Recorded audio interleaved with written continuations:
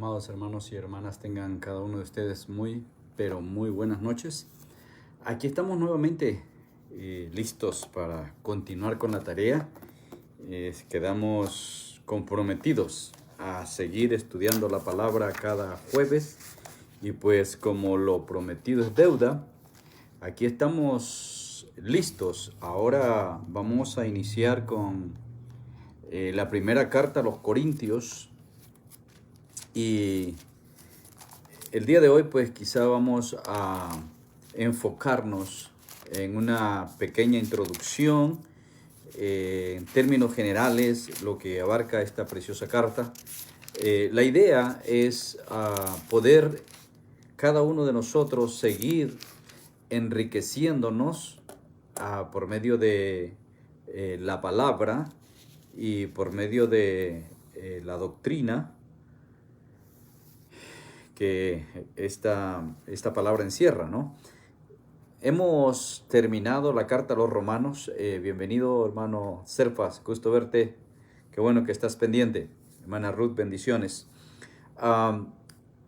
Es interesante que muchos de los cristianos hoy día carecen de una doctrina sólida. Y la razón por la que el cristiano hoy día carece de doctrina sólida es porque lamentablemente no hay esa disposición de buscar la palabra, de meditar, de escudriñar. En realidad, como cristianos, nosotros somos los responsables de lo que hacemos con la palabra, de prestar atención al consejo de Dios. El deseo de mi corazón, amados hermanos, que están conectados y aquellos que se van a conectar más adelante, es que tú puedas absorber lo que la palabra dice, puedas fortalecer tu fundamento doctrinal. Y como lo dijimos en el estudio de Romanos, la idea no es fortalecer un aspecto de denominación, sino fortalecer la doctrina bíblica, ¿no? Y entonces es interesante que cuando Pablo escribe esta carta a los Corintios, como dije, hoy no vamos a entrar de lleno a la carta, pero vamos a tocar algunos aspectos quizás fundamentales para que el próximo jueves que entremos al capítulo 1, usted tenga una idea un poco más clara acerca de por qué Pablo escribió esta carta y el porqué de su contenido. O sea, es interesante porque contiene aspectos doctrinales bien fuertes, pero también contiene ciertas partes que Pablo habla con dureza, pero realmente es porque una iglesia que estaba pues bastante influenciada por el ambiente en que la iglesia estaba, ¿verdad? Entonces, si leemos, por ejemplo, en el capítulo 1, mire lo que dice el 1, en el verso 26, dice 1:26, leo: pues mirad, hermanos, vuestra vocación, que no sois muchos sabios según la carne, ni muchos poderosos, ni muchos nobles, sino que lo necio del mundo escogió Dios para avergonzar a los sabios, y lo débil del mundo escogió Dios para avergonzar a los fuertes. Ahora, si bien es cierto, Pablo va a dedicar los primeros capítulos a hablar acerca de lo que es la sabiduría, ¿verdad? En los primeros 4 capítulos, Pablo habla acerca de la sabiduría. Lo verdadero o lo real es que la iglesia estaba en una condición crítica. Ahora, Pablo escribe esta carta, estos 16 capítulos, escribiendo a esta iglesia en Corintio, en cierto modo como respuesta a las noticias que habían llegado a oídos de Pablo, o sea, las cosas que había oído Pablo de la iglesia en Corintio. Entonces, en base a las alarmantes noticias que habían llegado a los oídos de Pablo, es que Pablo escribe esta carta. Aunque según en el capítulo 5, en el verso 9, aparentemente ya Pablo había escrito antes de esta conocida carta, dice, os he escrito por carta que no os juntéis con los fornicarios. Aparentemente, Pablo había dado a conocer algunos consejos. Este escrito no se conoce, ya que es pues primera carta de Corintios, o sea, la oficial, la que se está registrada, ¿no?, como parte del canon.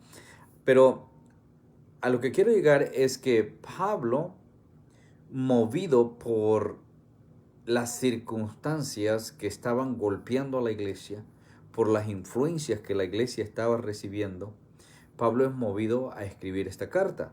Y en segundo lugar, o sea, en primer lugar dijimos, es por las noticias que él recibió, o sea, lo que estaba pasando en la iglesia, los problemas que se estaban dando en la iglesia. Y en segundo lugar, porque la iglesia misma le había hecho una serie de preguntas relacionadas a el comportamiento, la conducta de los hermanos, de los miembros de la iglesia, y cómo los problemas estaban realmente contaminando a la iglesia y había una situación crítica. Si miramos en la historia, y yo no soy muy dado a la historia, pero si usted que está conmigo le gusta la historia, por favor, váyase a buscar en el tiempo del Imperio Romano para ubicar a la ciudad de Corinto. O sea, Corinto es la ciudad. Los corintios es el gentilicio de la gente de Corinto. Entonces, pero trate de ubicar Corinto. Era una ciudad bastante grande, o sea, no era una ciudad tan pequeña. Se cree que era casi parecida a Roma, o sea, Roma es la capital del imperio, pero Corinto se consideraba alrededor de 700,000 habitantes. O sea que era una ciudad relativamente grande o bastante grande en el tiempo del Imperio Romano. Acuérdense que estamos hablando del Imperio Romano.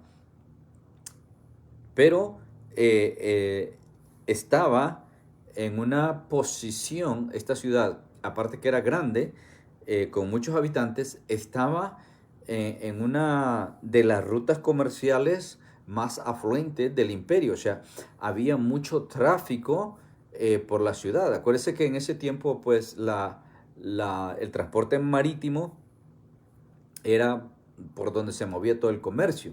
Entonces Corinto estaba en una de esas rutas y la mayoría de gente pues pasaba por Corinto. O sea, era muy traficada. Pero el aspecto quizás más importante que nosotros debemos de notar es que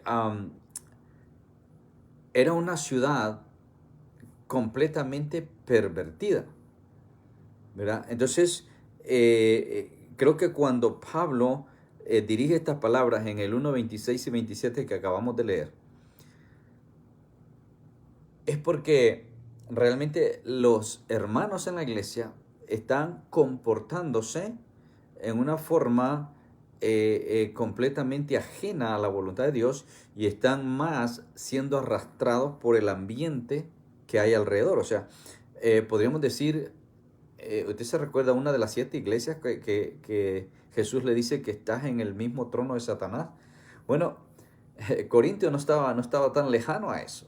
O sea, la ciudad de Corinto creo que era uno de los lugares más peligrosos y más pervertidos. O sea, el peor lugar para levantar una iglesia de sana doctrina, ¿verdad? Porque esta es la base que nosotros debemos de tener. O sea, no es solamente estar en una iglesia, sino cuidar de la sana doctrina. Entonces las circunstancias en Corinto se prestaban para la contaminación y para la corrupción dentro de la iglesia. O sea, fuera de la iglesia era un desastre. Y el problema es que dentro de la iglesia estaba pasando lo mismo. Entonces, cuando empecemos a estudiar capítulo por capítulo, vamos a ir entendiendo el porqué de la problemática de la iglesia. Ahora, es importante esto, amados hermanos, porque muchas veces nosotros no entendemos el contexto de la escritura, y por eso es que muchas veces aplicamos mal la escritura en nuestras vidas o en nuestra iglesia. Entonces yo quisiera que tengamos bien claro esto, y por eso voy a dedicar toda esta clase introductoria a explicar un poco los aspectos históricos y las condiciones en las que Corinto se encontraba, para que entonces usted vea que la iglesia es influenciada por esto. Ahora, Pablo, dijimos, escribe esto movido por las preguntas y movido por las noticias que había recibido acerca de la iglesia. ¿Okay? El estilo de vida en esta ciudad era un estilo de vida completamente desenfrenado, lleno de prostitución, de drogadicción, lleno de borrachos, jugadores, o sea, todo lo que usted se puede imaginar de corrupción estaba allí en Corinto.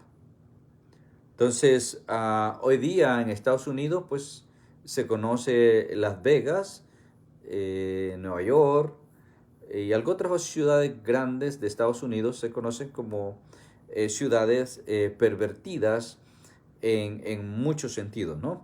Pero esto nos lleva a entender un poco la condición de los corintios, ¿ok? De hecho, en el griego, en el lenguaje griego, acuérdense que durante el Imperio Romano el lenguaje griego predominaba, ¿ok? Porque Grecia había tenido el dominio mundial, o sea, había sido el imperio que estaba desapareciendo y Roma estaba floreciendo. Entonces, pero el lenguaje griego todavía predominaba. De hecho, vemos que la Biblia, en su mayoría, el Nuevo Testamento está escrito es en griego. ¿Okay? Pero ¿a qué quiero llegar? Es que hay un verbo en griego que está ligado directamente con el estilo de vida de los corintios. Y el verbo es corintiarizar. Y este corintiarizar implica o significa vivir inmoralmente. O sea, vivir en perversidad. Para que usted tenga una idea de cuál era el ambiente que se respiraba en esta gran ciudad. Obvio que su Dios era el dinero, adoraban el dinero y todas las cosas perversas, ¿no?, que el dinero puede comprar. Usted sabe que cuando hay dinero, pues se puede comprar muchas cosas. Entonces, esto era el pan diario en la ciudad de Corintio. El dinero circulaba, era una ciudad mercantil, era una ciudad muy traficada. Todos los navegantes, incluso los que naufragaban cerca, eran llevados a Corintio. Y ahí se comercializaba de todo. ¿Okay? Haga de cuenta un mercado, un gran mercado al aire libre. Y usted que ha vivido en los países latinoamericanos, y usted sabe lo que son los mercados, cuál es el ambiente en los mercados, cómo se sobrevive en un mercado. ¿Okay? Entonces, esto es el panorama que nos refleja Corintio. ¿Okay? Si nosotros entendemos estos aspectos y valoramos el ambiente en el que vivía la gente en Corinto y como la iglesia, acuérdense, cuando nace una iglesia, pues es la gente de ahí, la gente local la que se gana, y esa es la gente que empieza a congregarse y empieza a compartir el evangelio, y se van añadiendo más y más personas a la iglesia de allí, de la localidad. Entonces toda esta gente ya venía con ese estilo de vida, y una de las cosas que nos cuesta a nosotros cuando venimos a Cristo es dejar el estilo de vida que llevábamos. Incluso nos cuesta dejar a los amigos. Bueno, esto para que usted vea qué es lo que estaba pasando en Corinto. Aparte que era una ciudad de esta magnitud, con estas condiciones, era la capital de la provincia de Acaya. Que usted ve, vamos a encontrar en el libro de los Hechos referencias, ¿verdad? Acaya era una provincia muy importante del Imperio Romano, y entonces vemos que Corinto era la capital de la provincia, por lo tanto era de mucha importancia. Y en esta ciudad, a nivel religioso, pues se adoraba a Venus y se adoraba también la diosa del amor. Pero mire qué interesante esto. Dentro de su religiosidad, la gente que asistía en el templo, o sea, la gente que ministraba en el templo, en su mayoría eran prostitutas. Entonces, como les decía, busquen la historia. Empleaban más de 1000 mujeres prostitutas para hacer el servicio en el templo, y esto era una especie de orgías, o sea, era una degeneración exagerada, más sin embargo era el ambiente religioso de esta ciudad. Ahora, dijimos que Pablo, tocado por las noticias, por lo que había escuchado de lo que estaba pasando en la iglesia, o sea, vamos a encontrar a lo largo de la carta de los Corintios algunas problemáticas que se estaban dando literalmente en la iglesia de Corintio. Ahora, muchos de estos problemas se han repetido a lo largo de la historia en diferentes iglesias. Y el problema de muchas iglesias es que no han resuelto de la manera que Pablo aconseja.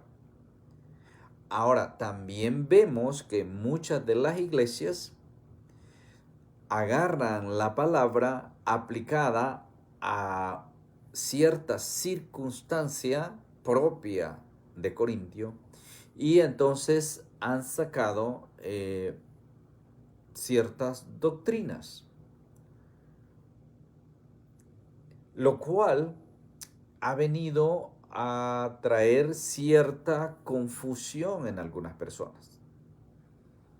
Y algunas personas llegan a creer que estas doctrinas realmente son bíblicas, ¿verdad? Y por decir algo, vamos cuando lleguemos al capítulo 11, vamos a ver un poco ahí acerca de algunas doctrinas que están golpeando algunas iglesias. Mas, sin embargo, era una situación de la problemática de Corinto, pero cuando Pablo expresa o explica cuál es la salida, cuál es la solución del conflicto, del problema, entonces mucha gente se pierde y no llega a la conclusión y se queda a medio camino en la escritura, y eso es lo que da lugar a ciertas doctrinas. Y entonces vemos mucha gente hoy día que lamentablemente ha sido mal enseñada, ha sido mal instruida, y por ende han enseñado mal a otros. Y el problema es que estas personas llegan a cerrarse a que así son las cosas, porque así se les enseñó, y sabe que es lo más delicado y lo más grave, que ellos mismos afirman y así lo dice la Biblia. Es triste porque hay muchas cosas que la Biblia las dice, sí, pero hay que ver el contexto, hay que ver de qué se trata la situación. Hay una ley en hermenéutica que te dice que para que tú tengas una mejor interpretación de lo que estás leyendo, o mejor dicho, un mejor entendimiento, ya que la interpretación no es de carácter humano, ¿verdad? Pero para que tengas un mejor entendimiento, hay una regla en hermenéutica que te dice que tienes que considerar quién es el que está hablando, a quién se le está hablando y por qué. O sea, estas tres cosas te van a ayudar a poder tener una idea más clara de lo que está pasando en el texto que estás leyendo para que no te pierdas. Porque si tú lees un solo verso aislado, tú puedes sacar una doctrina de allí y vas a poder decir, bueno, la Biblia lo dice.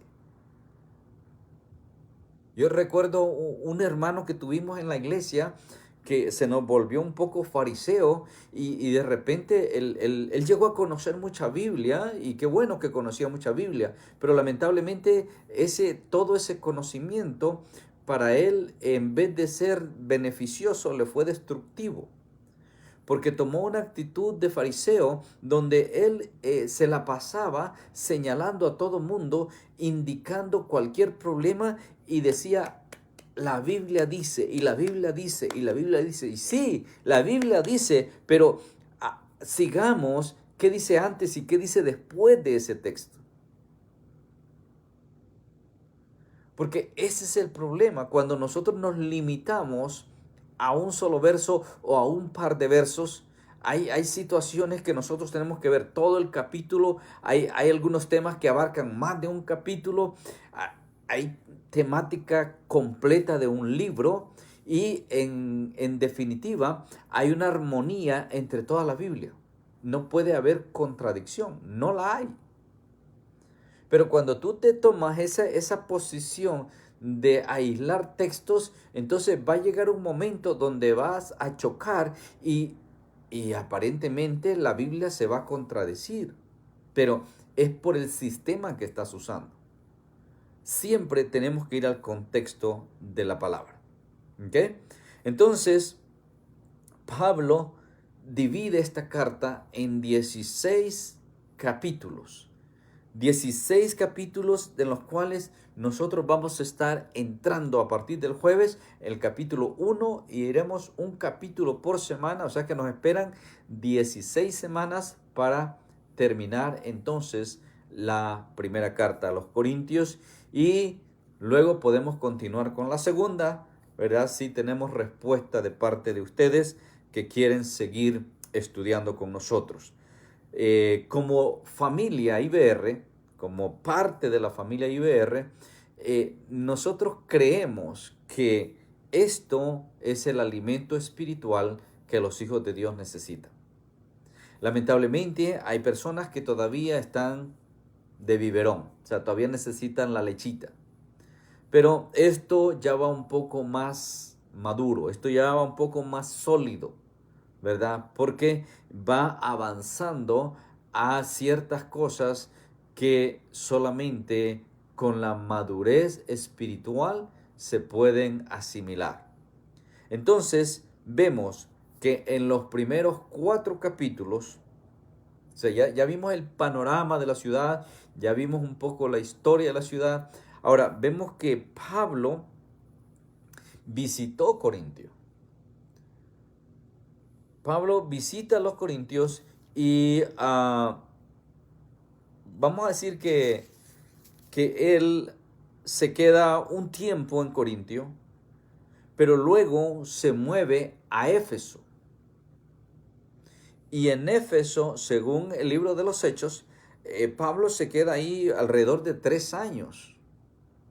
Entonces se cree que en este periodo es cuando Pablo escribe esta carta. Se cree que es en este periodo cuando Pablo, desde la ciudad de Éfeso, alrededor del año 54 después de Cristo, se escribe esta carta conocida como la primera carta a los Corintios o la primera carta de Corintios. Y entonces Pablo, como dijimos al principio, movido por las preguntas que la iglesia le ha hecho y por los comentarios que ha escuchado, las noticias que ha recibido, entonces se toma los primeros 4 capítulos para hablar acerca de la sabiduría.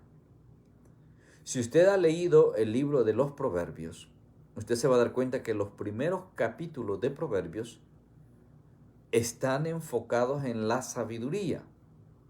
Y Salomón nos dice que cuando nosotros encontremos la sabiduría, que la atesoremos. Ahora, recordemos que Santiago también habla de la sabiduría humana y la sabiduría divina, o sea, la sabiduría de Dios. Bueno, esta es la combinación que Pablo hace en estos 4 capítulos, hablando acerca de la sabiduría del hombre y la sabiduría de Dios. La iglesia no puede ser conducida por la sabiduría del hombre.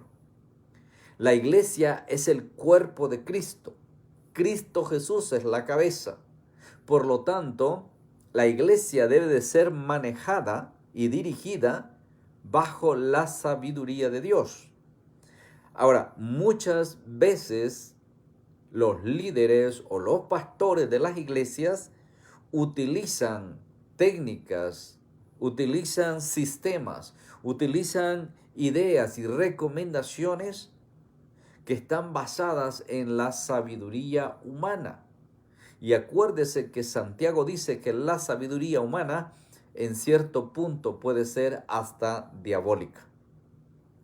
Por eso es que nosotros debemos de aprender que la iglesia debe de ser dirigida directamente por Dios. Y para que la iglesia sea dirigida directamente por Dios, el pastor, o sea, el ángel que Dios ha puesto al frente de la iglesia, tiene que estar íntimamente conectado con Dios, para que la iglesia entonces sea cristocéntrica, o sea, Cristo sea el centro de esa iglesia. Y si la iglesia es cristocéntrica, entonces la iglesia se va a convertir en una iglesia bibliocéntrica, donde la Biblia va a ser el centro o el manual de dirección de cómo se va a conducir la iglesia. Entonces vamos a ver los primeros 4 capítulos enfocados en lo que es la sabiduría. Luego salta del 5 al 7. Del 5 al 7, Pablo se enfoca estos 3 capítulos en los problemas de carácter sexual.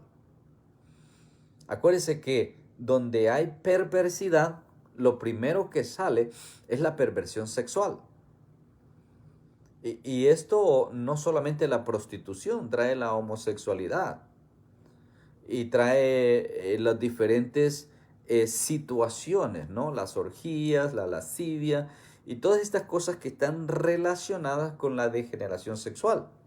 Entonces vamos a aprender en los capítulos 5 al 7 cómo Pablo confronta los desórdenes sexuales y cómo vamos a ver al final en el capítulo 7, cuando se dedica a hablar del matrimonio, él encierra el sexo o la sexualidad, mejor dicho, dentro del vínculo matrimonial. Y entonces él da una serie de consejos. A propósito, si no está escuchando los devocionales, el taller del maestro, esta semana precisamente hemos estado hablando de la problemática matrimonial y hemos estado usando el capítulo 7 de Primera de Corintios. Así que si no ha escuchado los devocionales de esta semana, búsquelo. Taller del maestro. Estamos hablando de esto. Entonces Pablo cierra el capítulo 7, perdón por la promoción. En el capítulo 7, Pablo cierra el problema de la sexualidad y nos deja bien claro cómo es que Dios ha establecido el matrimonio, cómo debe de ser el matrimonio, en qué condiciones se cumple el matrimonio y cómo la sexualidad, el hecho de que ya no somos dos, sino una sola carne, y cuando esas carnes, esos cuerpos se unen, nos unimos en cuerpo y alma, y esa relación sexual es la que nos hace consumar ese hecho. Y tenemos consejos sin importar la condición, si eres viudo, eres soltero, eres casado, eres lo que sea, ahí hay consejos. Entonces vamos a estudiar esos capítulos del 5 al 7. Luego, cuando llegamos al 8 al 10, desde el 8 hasta el 10, Pablo enfatiza estos 3 capítulos en la problemática de los sacrificios. Porque, acuérdense, en el templo los paganos hacían sacrificios dirigidos por las prostitutas. Todo estos sacrificios estaban contaminando a la iglesia. Y cómo la iglesia es influenciada por esta problemática. Porque vamos a encontrar que de repente dice Pablo, muchas veces vas a tener que dejar de comer algo por cuestión de conciencia. Dice, no por la tuya, sino por la de tu hermano. Dice Pablo, nosotros podemos comer de lo que se nos ponga enfrente, porque Dios es el que da todo, y cuando nosotros oramos, esos alimentos, aunque vengan contaminados, aunque vengan sucios, aunque vengan como vengan, dice, por la oración y el agradecimiento a Dios, son bendecidos, son limpiados y podemos comerlo. Mas, sin embargo, dice, alguien está convencido de que estás pecando, entonces dice, ya no lo hagas, por cuestión de conciencia de esa persona. Entonces vamos a ver todo eso en cuanto a los sacrificios y cómo en la iglesia todas estas cosas estaban resonando y estaban afectando a la iglesia, no porque estaban haciendo los mismos sacrificios, sino porque Pablo dice, no podemos participar de la comunión con Dios, con Cristo, y la comunión con los demonios. O sea, no se puede. Usa todo el capítulo 10 para hacerle ver a los corintios cómo Israel, o sea, el pueblo de Israel, pasó por todo el proceso por el cual ahora la iglesia está pasando. Entonces ahora somos la iglesia, y entra hasta el capítulo 11 cuando da a conocer la comunión, o sea, la celebración de la Santa Cena. Entonces Pablo explica cómo es que nosotros mantenemos nuestra comunión con Cristo y cómo el sacrificio que Jesús hizo en la cruz es el que quita el pecado del mundo. Entonces es interesante que Pablo usa en el capítulo 10, dice Pablo, en realidad lo que los incrédulos sacrifican, dice, nada es. O sea, no tiene ni pe ni pa. Pero dice Pablo, más bien ellos a los demonios los sacrifican.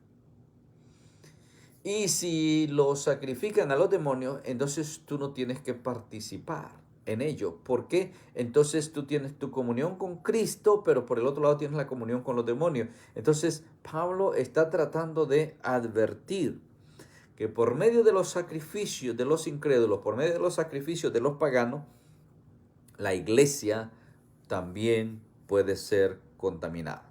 ¿Ok? Entonces termina el capítulo 10 de esa manera. Luego entramos al 11, 12, 13 y 14. 4 capítulos. Y estos 4 capítulos son vitales, porque en estos 4 capítulos Pablo explica en una forma magistral cómo tú y yo nos debemos de conducir o comportar en la iglesia. ¿Cuál debe de ser el comportamiento de un miembro de la iglesia? Así que yo quisiera que no te pierdas ningún capítulo, porque todos son interesantes, todos tienen materia buena dentro del contexto doctrinal, pero también para que crezcas espiritualmente. Entonces vamos a ver en estos 4 capítulos cómo las personas deberían conducirse y cómo confrontar a las personas que se conducen influenciadas por los de afuera. Yo siempre he dicho que cuando la Biblia habla de impíos, si usted ve en el Antiguo Testamento no se habla de impíos, pero en el Nuevo Testamento cuando se habla de los impíos realmente son la gente que está dentro de la iglesia, que conoce la palabra, que han visto el poder de Dios manifestado, que han visto cómo Dios obra, mas sin embargo sus corazones están ajenos a Dios. O sea, están entre nosotros, pero no son de nosotros. Por eso es que actúan impíamente. Por eso es que ellos se comportan en una forma impía. Y son los que están dentro de la iglesia, pero hacen daño a la iglesia. ¿Ok? Y lamentablemente van a estar ahí. O sea, no es que usted venga y me diga, pastor, mire, yo creo que este es uno de esos, hay que echarlo. No, acuérdese que cuando Jesús dio la parábola del trigo y de la cizaña, Jesús dijo, déjenlo que crezcan juntos. No arranques la cizaña, no vaya a ser que al arrancarla te lleves también el trigo. O sea, cuando una de estas personas es amonestada, es posible que otra persona se vaya junto con ella. Entonces, Jesús dijo, déjenlos que crezcan juntos. Y el día viene cuando se va a recoger la cosecha, el día de la siega. Y en el día de la siega, entonces dice, van a ser separados el trigo de la cizaña. O sea, en la venida del Señor. Cuando el Señor recoja a su pueblo, entonces vamos a ser separados. Así que los vamos a tener entre nosotros, los vamos a tener con nosotros por el resto de la existencia de la iglesia hasta que el Señor venga. Entonces se va a definir quiénes son las ovejitas y quiénes son los cabros, que es la otra enseñanza que Jesús dio para el final de los tiempos, ¿no? Cómo iban a ser separados, como el pastor separa las ovejas de los cabritos. ¿Ok? Entonces, este comportamiento de la iglesia tiene mucho que ver con la conducta tuya. Cómo tú resuelves un problema en la iglesia. Y cómo tú colaboras a mantener la sana doctrina en la iglesia. ¿Cuál es tu contribución para que la iglesia se mantenga en la sana doctrina? ¿Qué es lo que tú estás aportando en la iglesia para que la iglesia siga creciendo espiritualmente? ¿Qué estás haciendo tú como miembro de la iglesia para que haya un ambiente de unidad en la iglesia? Para que haya armonía en la iglesia. Para que no perdamos la comunión entre hermanos y ni mucho menos la comunión con Dios. ¿Qué estás haciendo? Entonces todo esto yo espero que lo aprendamos y que lo llevemos a la práctica, porque otra vez, si solamente lo aprendes, lo recibes, pero no lo haces, entonces quedamos igual. El puro conocimiento envanece. Y te va a pasar como este hermano que te la vas a empezar diciendo, bueno, la Biblia dice, sí, la Biblia dice, pero ¿tú qué haces?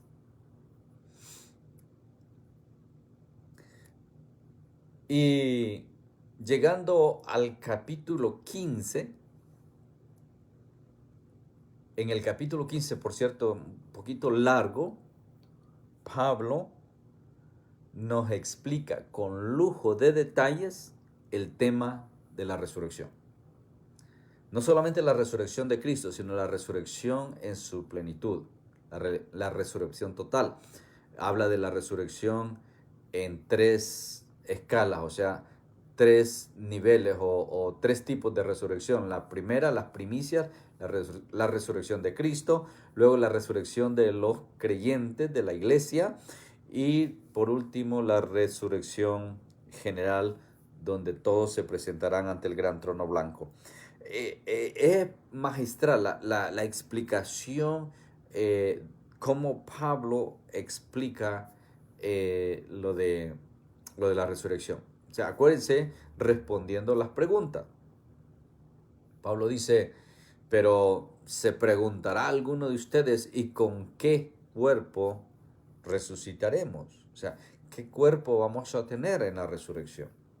Entonces Pablo explica detalladamente, o sea, no queda lugar a duda. Y yo sé que hay gente que tiene años en la iglesia, y digo porque nosotros acostumbramos, cada día de ayuno hacemos 2, 3 horas de tribuna, y en las tribunas me doy cuenta que hay gente que tiene años en el evangelio, que han sido discipulados, que conocen muchas palabras, pero que todavía a la hora de la resurrección, a la hora de asimilar eso, todavía tienen lagunas. O sea, digo porque todavía hay gente que pregunta, pero entonces cuando yo me muero, ¿dónde queda mi cuerpo? Pero entonces, ¿dónde están los que han muerto en Cristo? ¿O a dónde vamos entonces nosotros los que morimos en Cristo? Si es que vamos a esperar la resurrección. Entonces, cosas como esas las vamos a ir aclarando en el capítulo 15. Y entonces termina la carta con el capítulo 16. Y en el capítulo 16, Pablo se enfoca en la ofrenda para la iglesia. ¿Okay? En promover la ofrenda que vamos a ver si es que estudiamos juntos la segunda carta. Vamos a ver que en la segunda carta se concreta lo de esta ofrenda para la iglesia de Jerusalén. Entonces, así, amados hermanos, está distribuida esta preciosa carta. Yo espero que usted esté pendiente, no solamente el próximo jueves, sino todos los jueves, los 16 jueves que siguen. De antemano les pido disculpas, por allí habrá algún jueves que no podamos por motivos de los viajes misioneros. A veces se me dificulta, pero mientras podamos, vamos a estar aquí cada jueves a las 8 de la noche. A mí me da mucho gusto por cada uno de ustedes que están pendientes, que nos siguen por este medio y pues a los que ya somos de la familia IBR, les recuerdo, pues mañana tenemos vigilia y que se preparen para el domingo. Tenemos palabra para el domingo y yo sé que va a ser de gran bendición. Para los que no son de la familia IBR, pues de todas maneras un abrazo y el deseo de mi corazón que sean instruidos a través de esta preciosa palabra, a través de los consejos del apóstol Pablo, a través de la doctrina bíblica. Reciban un abrazo a la distancia y que Dios Todopoderoso sea con ustedes, que nunca les falte su gracia, su paz y su amor siempre. En el nombre de Jesús. Un abrazo para todos. Bendiciones.